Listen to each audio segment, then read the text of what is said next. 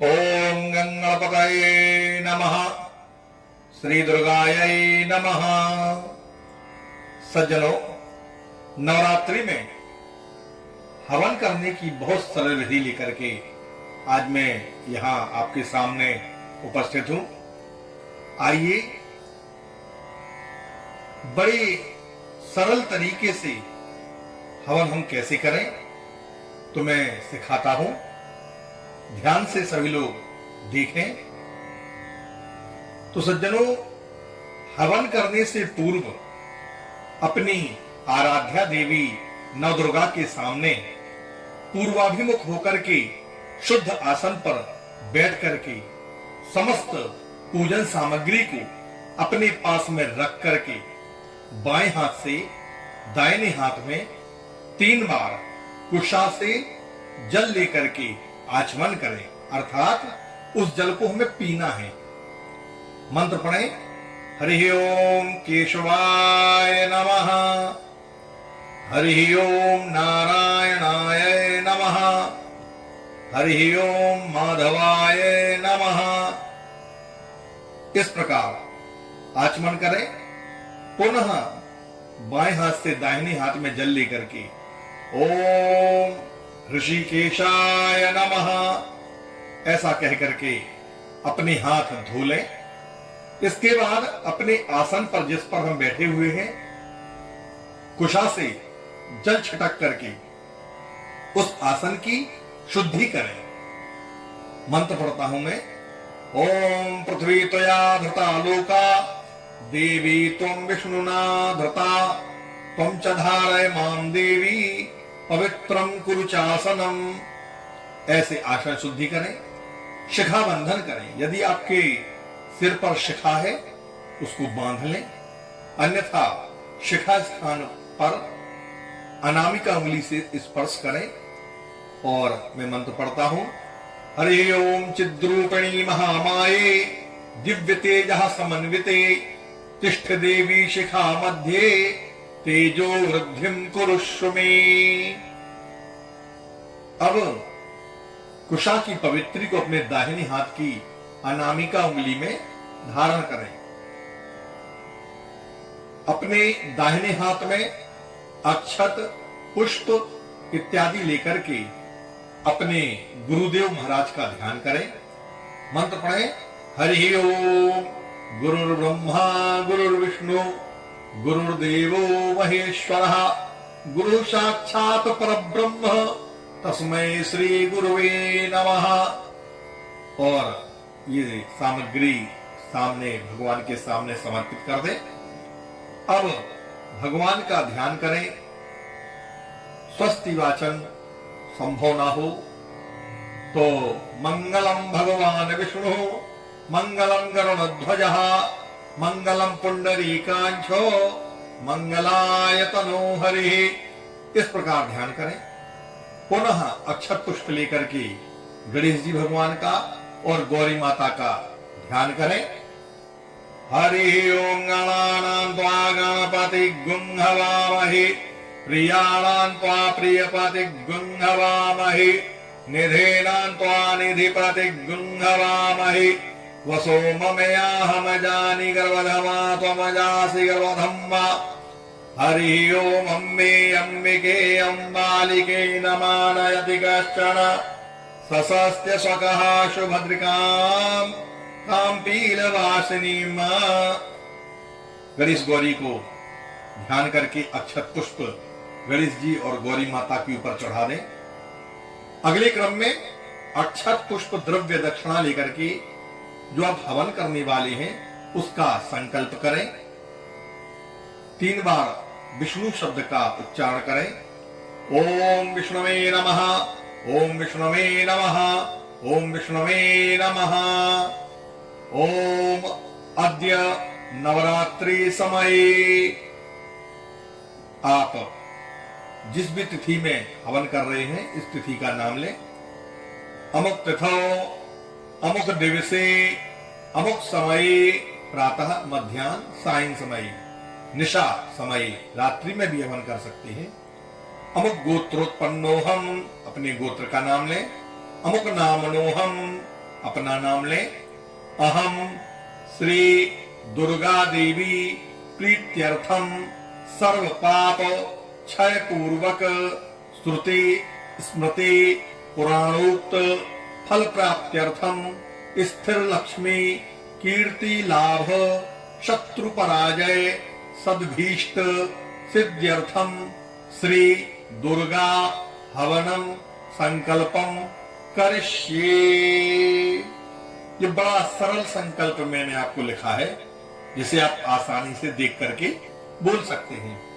और संकल्प को जो सामने आप कलश एक जलाएं, उस कलश के सामने रख दें। तो इस प्रकार से संकल्प करने के बाद में यथा योग्य आप पंचोपचार विधि से गणेश गौरी का पूजन, कलश का पूजन और मां दुर्गा का पूजन इत्यादि कर लें। तत्पश्चात हम हवन कुंड को अपने सामने स्थापित करेंगे। हवन कुंड आप ईंटों का भी बना सकते हैं, उसको मिट्टी से भर करके उसको सफेद मिट्टी से पोत करके उसको सतरजतम सफेद लाल और काले कलर से 3 पर्दियां बना करके उसको तैयार कर सकते हैं। इसके अलावा ये यदि संभव ना हो तो घर में ही एक मिट्टी का छोटा सा कुंड ला करके आप उसमें भी हवन कर सकते हैं। हवन करने से पूर्व उस हवन कुंड के और उस धरती के जहां वो यज्ञ किया जाना है, वहां पर पंचभू संस्कार किए जाते हैं। जिस कुंड में अग्नि स्थापित करना है वहां ये 5 संस्कार होते हैं, इसीलिए इनको पंचभू संस्कार कहते हैं। इन 5 संस्कारों के नाम व परिचय इस प्रकार से हैं, आप इन्हें देख के समझ लें ताकि आपको कहीं भी इस बात से अनभिज्ञ ना रहना पड़े कि हम जानते नहीं हैं। प्रथम है परिसमूहन। वेदी में कोई कीट कृमि चींटी इत्यादि ना रह जाए, इसीलिए इस कारण से 3 कुशा से वेदी में दक्षिण दिशा से उत्तर दिशा की ओर झाड़ू के समान साफ करें और उन झाड़े गए कुशाओं को ईशान कोण में पूरब और उत्तर के कोने में फेंक देना चाहिए। दूसरी विधि उपलेपन की है।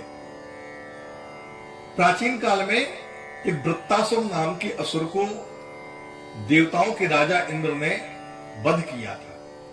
यह इतना विशाल राक्षस था कि इसकी चर्बी अर्थात इसकी जो मेदा है वो पूरी धरती के हर हिस्से पर व्याप्त हो गई थी। पूरी धरती उसकी चर्बी से ढक गई थी। अतः इस मेदा युक्त धरती का संस्कार करना ही उपलेपन कहा जाता है। हवन वेदिका को गाय के गोबर से शुद्ध जल से अच्छे से लीप लेना चाहिए। तृतीय क्रम में उल्लेखन या रेखाकरण कहलाता है। एक सुरवा जिससे हम यज्ञ कुंड में घी डालते हैं, और यदि वो संभव ना हो तो किसी एक पलाश की लकड़ी से, अन्यथा कुशा से ही उसके मूल से प्रादेश मात्र, प्रादेश कहलाता है हमारी तर्जनी उंगली से लेकर के अंगूठे के बीच की दूरी, इतनी 3 रेखाएं वेदी में पश्चिम दिशा से पूर्व दिशा की ओर खींचे और पहली रेखा वेदी के दक्षिण दिशा में, दूसरी बीच में और तीसरी उत्तर दिशा की ओर खींचनी चाहिए। ये उसका क्रम होता है। चतुर्थ क्रम है उद्धरण का।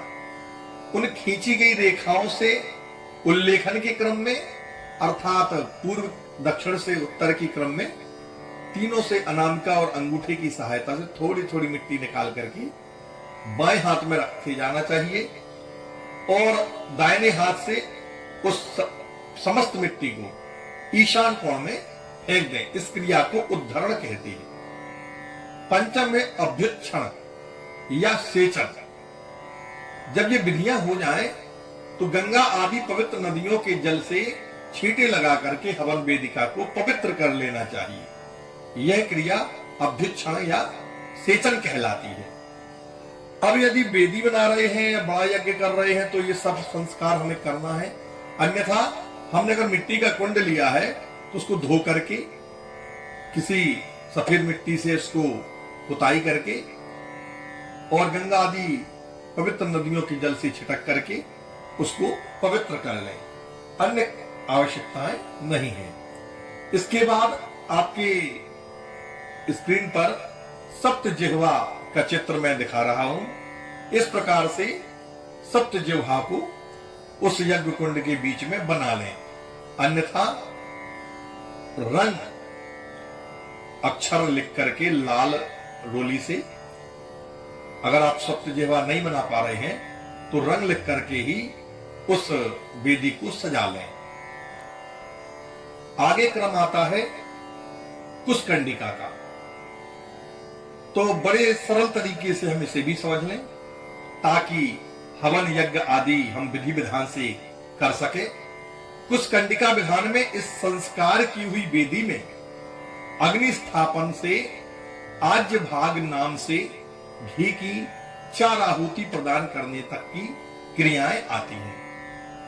तो हम अग्नि स्थापन से आज्य भाग तक की विधि बताते हैं।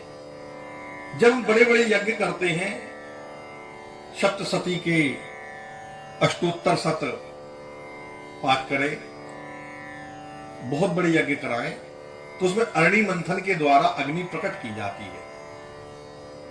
और छोटे कार्यक्रमों में कपूर आदि को जला करके हम अग्नि को प्रज्वलित करते हैं, स्थापित करते हैं। समिधाएं जो हवन की लकड़ियां हैं वो पलाश आदि की सूखी हुई होनी चाहिए। शुद्धता के लिए हम लकड़ियों को पहले लेकर के उनको छोटा छोटा काट करके जल में धो लें। धोने से क्या होगा, उनके अंदर सुराखों में यदि कोई चींटी कीड़े पतंग आदि हो तो वो निकल करके भाग जाएंगे। उनको अच्छे से सुखा करके रख लें। यदि ऐसा नहीं करेंगे तो इन कृमि कीट पतंगों की जीव हिंसा की संभावना अधिक हो सकती है। तब अग्नि प्रज्वालन के लिए हम गाय के गोबर से बने कंडों का भी प्रयोग कर सकते हैं। तब हम अग्नि स्थापन के लिए किसी कांसे, तांबे अथवा मिट्टी के पात्र में अग्नि को प्रज्वलित करके किसी सौभाग्यवती स्त्री अथवा किसी कन्या के हाथ से गाय के कंडे की अग्नि को कपूर आदि से प्रज्वलित करके अग्नि कोण, पूर्व दक्षिण का जो कोना है, इसमें रखें। इस अग्नि में से कृव्यादांश निकाल करके, अर्थात थोड़ा सा, कृव्यादांश अग्नि वो कहलाती है जो अंतिम समय में चिता में जलती है। तो अग्नि में तो सभी अग्नियों के अंश रहते हैं, तो थोड़ा सा अग्नि का भाग निकाल करके कृव्यादांश अग्नि भूल करके अलग निकाल देना चाहिए और उसको नैऋत्य कोण में अर्थात दक्षिण पश्चिम कोने में डाल देना चाहिए। तब अग्नि पात्र को उठा करके अपनी ओर मुख करके वेदी में स्थापित करें, बीचों बीच जहां वो हमने सप्त जिह्वा बनाई है अथवा रंग लिखा है। अगर बन सके तो इस सामने लिखा हुआ मंत्र हम पढ़ सकते हैं। ओम अग्निम दूतम पुरोदधे हव्यवाहमुपब्रुवे देवाम आसादयादिह। जिस बर्तन में अग्नि लाई गई है उस पात्र में चावल, द्रव्य इत्यादि डाल करके जल छिड़क दें।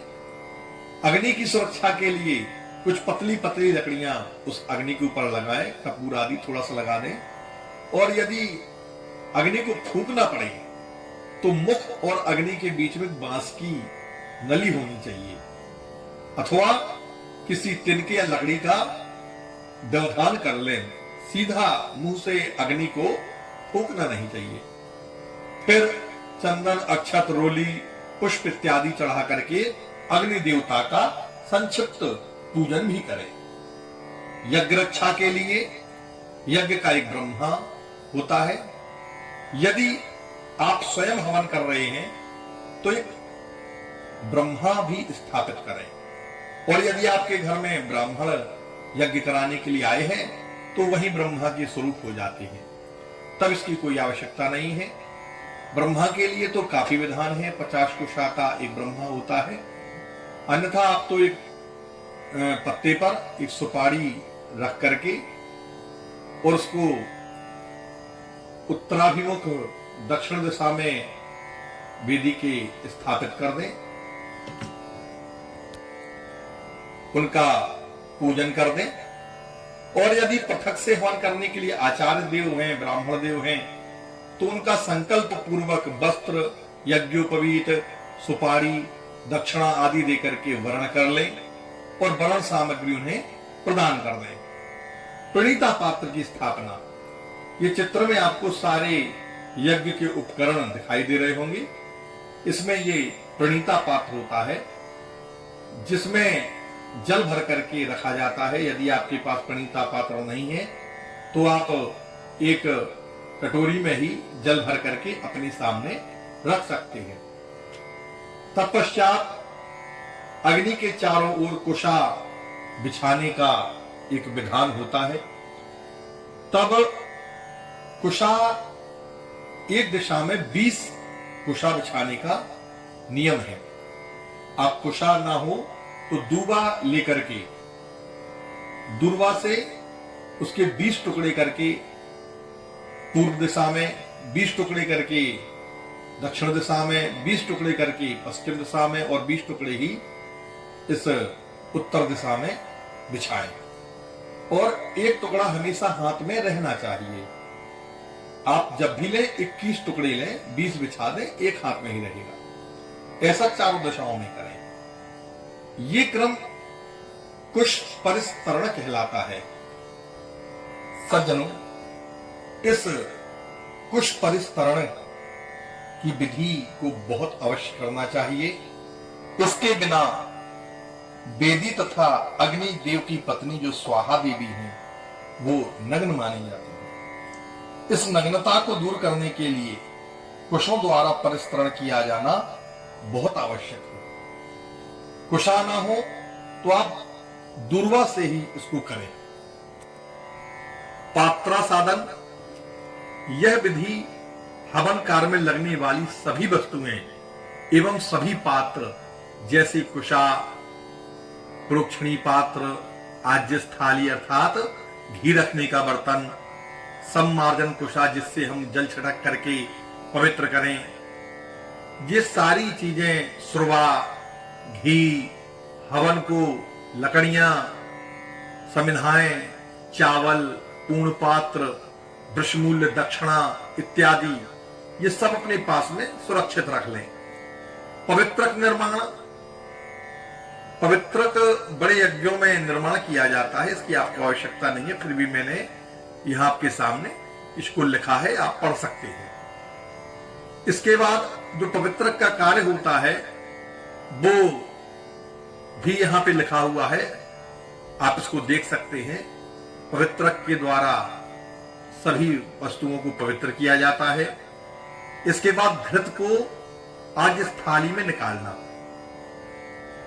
हम एक कटोरे में घी निकाल करके वेदी के दक्षिण भाग में एक अग्नि में अलग से अग्नि जला करके उसको रख सकते हैं ताकि वो पिघल जाए। चरु निर्माण, यज्ञ के लिए खीर बनाना, ये चरु निर्माण कहलाता है। इसको भी वहीं यज्ञशाला में ही किया जाता है, आप अलग से बना करके भी रख सकते हैं। इसके बाद में घृत चरु पात्र का स्थापन, घी के पात्र को वेदी के पश्चिम भाग में उत्तर की ओर रख दें। चरु अर्थात खीर को अग्नि से उतार करके वेदी के उत्तर भाग में, आज इस थाली के उत्तर भाग में रख दें। घृत का उत्प्लवन, यह भी बड़े यज्ञों में होता है, आपको आवश्यकता नहीं है, लेकिन आप पढ़ करके देख सकते हैं। इसके बाद 3 समिधाओं की आहुति होती है। प्रादेश मात्र की, जो मैंने पहले बताया है, तर्जनी उंगली से लेकर के अंगूठे तक ब्रह्मा का स्पर्श करते हुए 7 कुशा लेकर के हाथ में, या 7 दूबा ले ले, हृदय में बायां हाथ सटा करके बाएं हाथ में ही वो कुशा लेकर के 3 समिधाओं को घी में पूर्ण रूप से डुबा करके मन से प्रजापति देवता का ध्यान करते हुए मौन होकर के अग्नि में डाल देना चाहिए। ये क्रिया खड़े होकर के करना है और आराम से बैठ जाएं। इसके बाद हमें परीक्षण करना है, जल धार देना है। अपने दाहिने हाथ में जल लेकर के यज्ञ कुंड की प्रदक्षिणा के क्रम में धीरे धीरे जल डालते हुए उसकी चारों ओर घुमाना है। पुनः खाली हाथ लेकर के वापस उल्टा हाथ घुमा करके वापस आना है। इसके बाद हवन विधि आती है। तब हम सर्वप्रथम प्रजापति देवताओं के निमित्त आहुति दें। इसके बाद इंद्र, अग्नि तथा सोम आदि देवताओं को आहुति देने का विधान किया जाता है। इन 4 आहुतियों में प्रथम 2 आहुतियां आधार नाम वाली हैं और तीसरी चौथी आहुति को आज्य भाग नाम वाली कहा गया है। ये चारों आहुतियां घी से देनी चाहिए। इन आहुतियों को प्रदान करते समय ब्रह्मा कुश के द्वारा हवनकर्ता के दाहिने हाथ का स्पर्श किए रहना चाहिए। इस क्रिया को ब्रह्मणान वारब्ध कहते हैं। हम दाहिना घुटना जमीन पर लगाकर सुरवा में घी लेकर प्रजापति देवता का ध्यान करके निम्न मंत्र का मन में उच्चारण करके प्रज्वलित जलती हुई अग्नि में आहुति दें। मन में बोले ओम प्रजापतये स्वाहा और उस सुरवा में बचे हुए घी को प्रोक्षणी पात्र में छोड़ें। ऐसा कह करके आगे 3 आहुतियां हम बोल करके दे सकते हैं। पुनः घी लें सुरवा से, ओम इंद्राय स्वाहा, जो बचा हुआ घी है प्रोक्षणी पात्र में छोड़ें।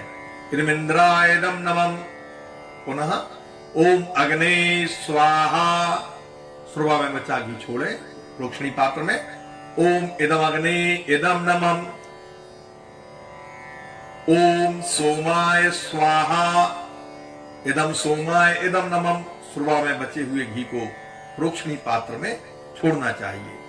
आप चाहे तो इन सभी आहुतियों को मध्य में कर सकते हैं, अन्यथा शुरू की जो 2 आहुतियां हैं उनको यज्ञ कुंड के मध्य भाग में देनी चाहिए। तीसरी आहुति को हम उत्तर पूर्व भाग में दे सकते हैं। चौथी आहुति को दक्षिणा और पूर्व, जो दक्षिण पूर्व का भाग है अर्थात अग्निकोण में, उसमें हम इस आहुति को डालें। कुश ब्रह्म से अपना जो स्पर्श है उसको हटा लें। तदनंतर द्रव्य त्याग का संकल्प करें। आपने जो यज्ञ के लिए द्रव्य बनाया है शाकल्य इत्यादि, उसको एक हाथ में लेकर के संकल्प करें। कहें अस्मिन् दुर्गार्चन कर्मणि इमानी हवनीय द्रव्याणि याहा याहा यक्षमाण देवता ताभ्यः ताभ्यः इदं हवनीय द्रव्यम मया परित्यक्तम नमम यथा दैवतानि संतु। और हाथ में लिया हुआ जो साकल्य है वो पूरे साकल्य में एक साथ मिला दें।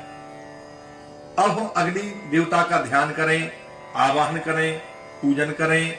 हाथ में अक्षत पुष्प लेकर के निम्न मंत्रों से अग्नि देवता का ध्यान करें और उनको आवाहित करें। ओम रक्तमाल्याम्बरधरम रक्त पद्मासन स्थितम स्वाहा स्वधा वशक्कारै रंकितम मेघवाहनम शतमंगलकम रौद्रम वह्निमावाहयाम्यहम् त्वं मुखं सर्वदेवानां सप्तार्चिर्मितद्युते आगच्छ भगवान् अग्ने वेद्यामस्मिन् सन्निधो भव। इस प्रकार पुष्पादि चढ़ा दे वेदी के बाहर। अब अग्नि देवता का पूजन करने के लिए बाएं हाथ में चावल लेकर के दो दो दाने यज्ञ कुंड में अग्नि देवता के ऊपर छोड़ें। ओम कनकाय नमः, ओम रक्ताय नमः, ओम कृष्णाय नमः, ओम उद्गारिणे नमः, ओम सुप्रभाय नमः, ओम बहुरूपाय नमः, ओम अतिरिक्ताय नमः। सारे चावल वहीं छोड़ दें। अब जल चढ़ाकर वेदी पर, गंध चढ़ाकर अर्थात चंदन इत्यादि, चावल चढ़ाकर पुष्प समर्पित करके और इनको वेदी पर ही चढ़ाना है। नैवेद्य जो प्रसाद है उसको आप अग्नि में भी छोड़ सकते हैं। आचमन, जल घुमा दें, तांबूल, पान, पुंगी फल, सुपारी, दक्षिणा इत्यादि चढ़ा करके वेदी पर अग्नि देवता का पूजन करना चाहिए। इसके बाद हाथ में रक्त पुष्प लेकर के प्रार्थना करें। ओम अग्निम प्रज्वलतिम वंदे जात वेदम हुताशनम सुवर्ण वर्ण ममलम समृद्धम सर्वतो मुखम। ऐसी प्रार्थना करके पुष्प समर्पित कर दें और वराहुति प्रदान करें। तो विघ्न हर्ता श्री भगवान गणेश जी एवं देवी जगदम्बा की आहुति वराहुति कहलाती है। तो हम दो आहुति घी की लगाएंगे। ओम गणपतये नमः स्वाहा, ओम गौर्ये नमः स्वाहा। ये वराहुति करने के बाद में हम प्रधान हवन करेंगे। आगे की आहुतियां घी से भी और शाकल्य से, दोनों से दी जा सकती हैं। सज्जनों, शाकल्य बनाने का विधान भी मैंने आपके सामने लिखा हुआ है।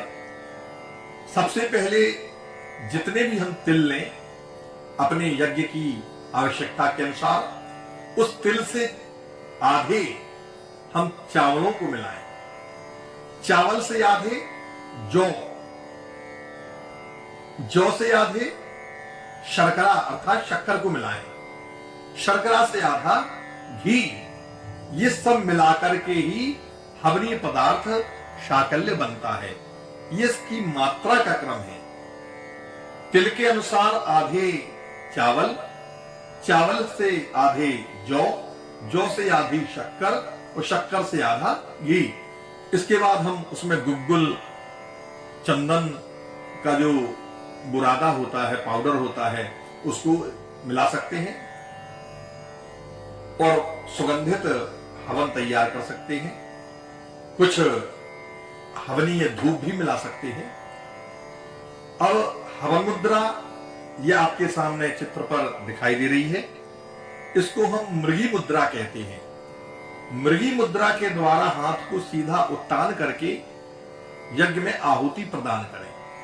ये अनामिका और मध्यमा उंगली और अंगूठे को मिलाकर बनाई गई मुद्रा है, जो मृगी मुद्रा कहलाती है। इससे हम क्रमशः अब आगे की ओर आहुतियां प्रदान करते जाएंगे। हमारे जीवन में ग्रहों का बड़ा महत्व है, तो नवग्रह की प्रसन्नता के लिए नवग्रह की आहुति प्रदान करें। ओम सूर्याय नमः स्वाहा, ओम चंद्रमसे नमः स्वाहा, ओम भौमाय नमः स्वाहा, ओम बुधाय नमः स्वाहा, ओम गुरुवे नमः स्वाहा, ओम शुक्राय नमः स्वाहा, ओम शनैश्चराय नमः स्वाहा, ओम राहवे नमः स्वाहा, ओम केतवे नमः स्वाहा। इसके पश्चात प्रोक्षणी पात्र से जल लेकर के अपने ऊपर जल छिड़के। मैं मंत्र पढ़ता हूं। हरि ओम यथा बाणप्रहाराणां कवचं भवति वारकं तद्वद्दैवधातानां शांतिर्भवतु वारकाः। पश्चात बाएं हाथ से दाहिने हाथ में जल लेकर के यज्ञ वेदी के सामने छोड़े और कहें, अनेन हवनेन नवग्रहादि देवता प्रियताम न मम। इस पूजन से नवग्रह आदि देवता प्रसन्न हो।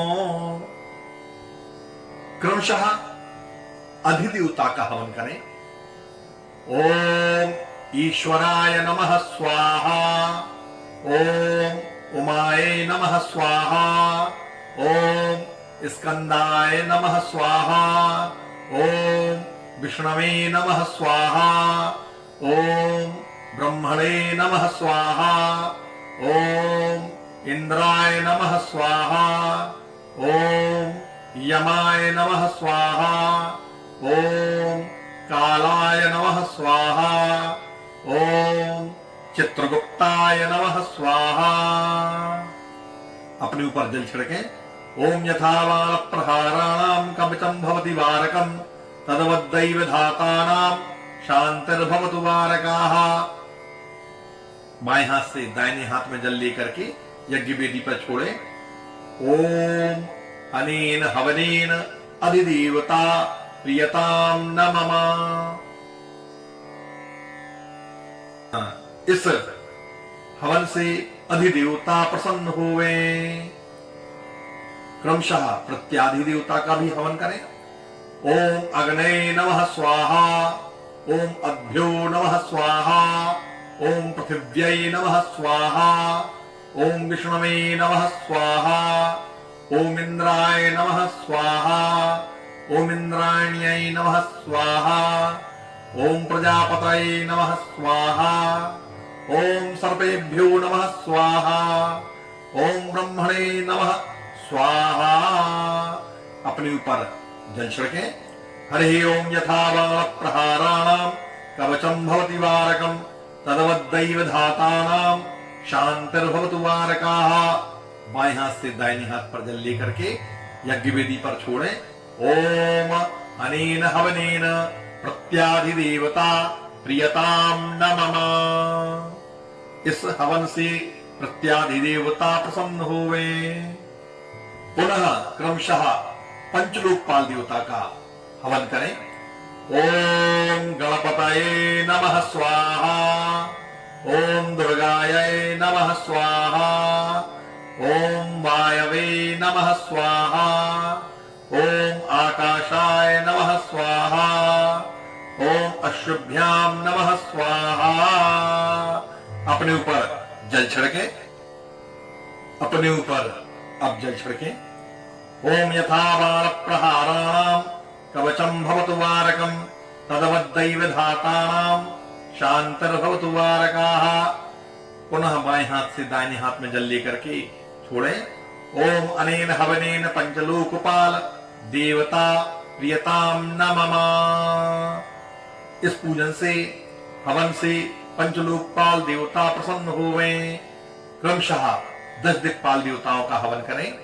ओम इंद्राय नमः स्वाहा, ओम अग्नये नमः स्वाहा, ओम यमाय नमः स्वाहा, ओम नैऋतये नमः स्वाहा, ओम वरुणाय नमः स्वाहा, ओम वायवे नमः स्वाहा, ओम कुबेराय नमः स्वाहा, ओम ईशानाय नमः स्वाहा, ओम ब्रह्मणे नमः स्वाहा, ओम अनंताय नमः स्वाहा। पश्चात अपने ऊपर जल छिड़के। ओम यथा बाणप्रहाराणां कवचं भवतु वारकं तद्वद्दैवधातानां शांतिर्भवतु वारकाः। और बाएं हाथ से दाहिने हाथ में जल लेकर के यज्ञ वेदी पर छोड़े। अनेन हवनेन 10 दिक्पाल देवता प्रियताम न मम। इस पूजन से 10 दिक्पाल आदि देवता प्रसन्न हो गए। सज्जनों, उपरोक्त विधि से हवन कर लेने के पश्चात में हम मां दुर्गा को प्रसन्न करने के लिए मां दुर्गा के 108 नामों से आहुतियां प्रदान करें। सर्वप्रथम अपने दाहिने हाथ में चावल और लाल फूल लेकर के माता दुर्गा का ध्यान करेंगे। हरि ओम नमो देव्यै महादेव्यै शिवायै सततं नमः। नमः प्रकृत्यै भद्रायै नियताः प्रणताः स्मताम्। बोलिए अम्बे मातु की जय। समर्पित करें माता को अक्षत पुष्प और हवन प्रारंभ करें। ओम सती देव्यै नमः स्वाहा। ओम साध्वी देव्यै नमः स्वाहा। ओम भवप्रीता देव्यै नमः स्वाहा। ओम भवानी देव्यै नमः स्वाहा। ओम भवमोचनी देव्यै नमः स्वाहा। ओम आर्या देव्यै नमः स्वाहा। ओम दुर्गा देव्यै नमः स्वाहा। ओम जया देव्यै नमः स्वाहा। ओम आद्या देव्यै नमः स्वाहा। ओम त्रिनेत्रा देव्यै नमः स्वाहा। ओम शूलधारिणी देव्यै नमः स्वाहा। ओम पिनाकधारिणी देव्यै नमः स्वाहा। ओम चित्रा देव्यै नमः स्वाहा। ओम चंडघंटा देव्यै नमः स्वाहा। ओम महातपाः देव्यै नमः स्वाहा। ओम मनः देव्यै नमः स्वाहा। ओम बुद्धिः देव्यै नमः स्वाहा। ओम अहंकारा देव्यै नमः स्वाहा। ओम चित्तरूपा देव्यै नमः स्वाहा। ओम चिता देव्यै नमः स्वाहा। ओम चितिः देव्यै नमः स्वाहा। ओम सर्वमंत्रमयी देव्यै नमः स्वाहा। ओम सत्ता देव्यै नमः स्वाहा। ओम सत्यानंद स्वरूपिणी देव्यै नमः स्वाहा। ओम अनंता देव्यै नमः स्वाहा। ओम भाविनी देव्यै नमः स्वाहा।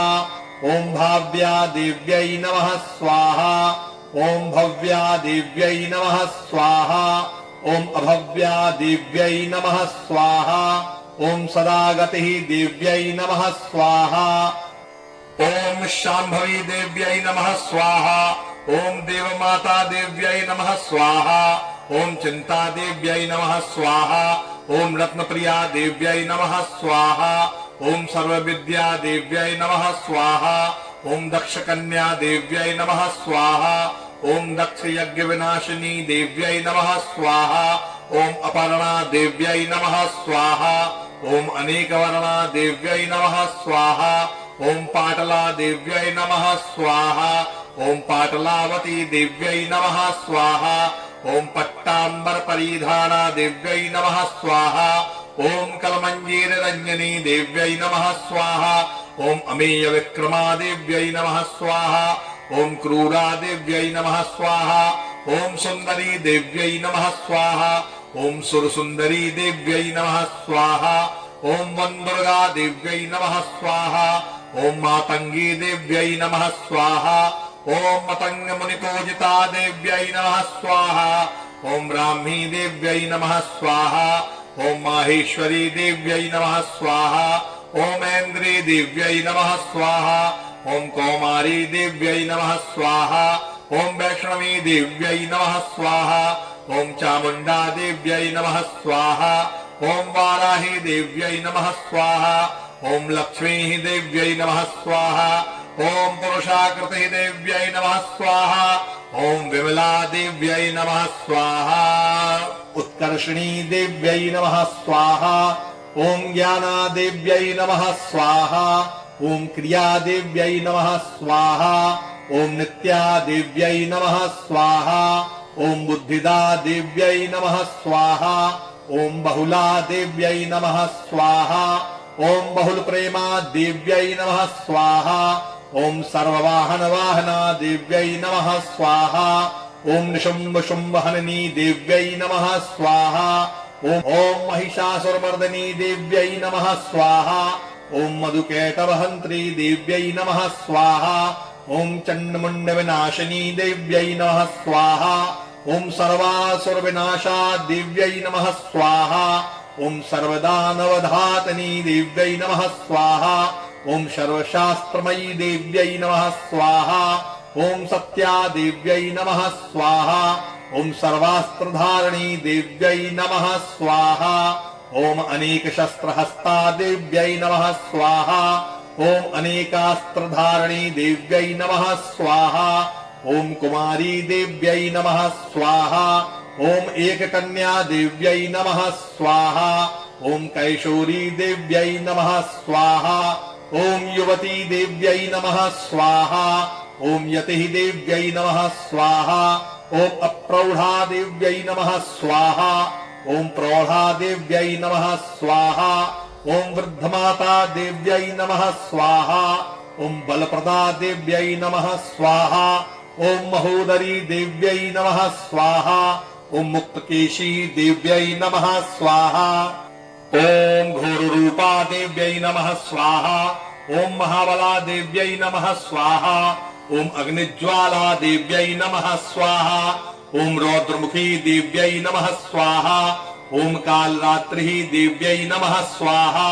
ओम तपस्विनी देव्यै नमः स्वाहा। ओम नारायणी देव्यै नमः स्वाहा। ओम भद्रकाली देव्यै नमः स्वाहा। ओम विष्णुमाया देव्यै नमः स्वाहा। ओम जलोदरी देव्यै नमः स्वाहा। ओम शिवदूती देव्यै नमः स्वाहा। ओम कराली देव्यै नमः स्वाहा। ओम अनंता देव्यै नमः स्वाहा। ओम परमेश्वरी देव्यै नमः स्वाहा। ओम कात्यायनी देव्यै नमः स्वाहा। ओम सावित्री देव्यै नमः स्वाहा। ओम प्रत्यक्षा देव्यै नमः स्वाहा। ओम ब्रह्मवादिनी देव्यै नमः स्वाहा। इसके बाद अपने ऊपर जल छिड़के। ओम यथा बाण प्रहाराणाम कवचम भवति वारकम तदवद्दैव धातानाम शांतिर्भवतु वारकाः। हाथ में जल लेकर के वेदी पर छोड़े। ओम अनेन हवनेन नवदुर्गा देवी प्रियताम नमः। इस हवन से नवदुर्गा माता प्रसन्न होवे।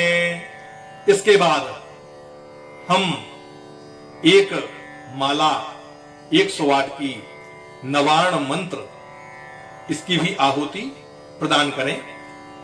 आप किसी को बैठाल करके या स्वयं